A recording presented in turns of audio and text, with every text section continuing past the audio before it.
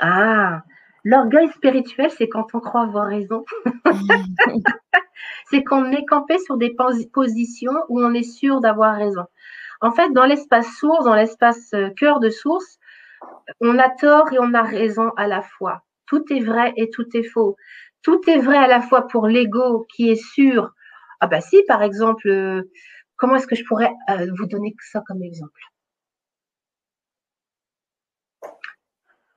Par exemple, quand on œuvre sur l'arbre transgénérationnel. Par exemple, moi, j'ai œuvré pendant pas mal de temps sur l'arbre transgénérationnel, surtout sur les blessures de mes grands-parents.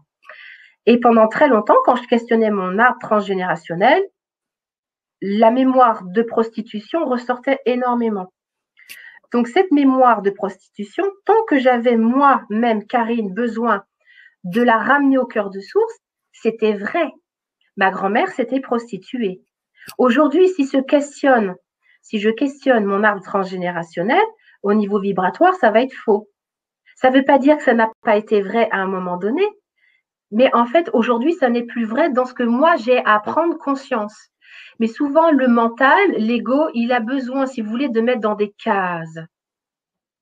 C'est, pour lui, en fait, il faut qu'il classe vrai, faux, vrai, faux. Au niveau du cœur de source, on appelle ça, c'est de la conscience de l'instant.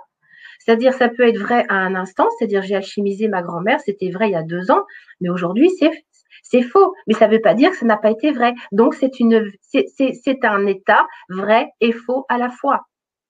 Est-ce que ça te paraît clair, Anne, comme réponse ou pas? C'est ça l'orgueil spirituel. C'est quand on veut absolument classer quelque chose comme étant vrai ou comme étant faux. Alors que chaque chose est selon l'espace où on est, tout est vrai et tout est faux.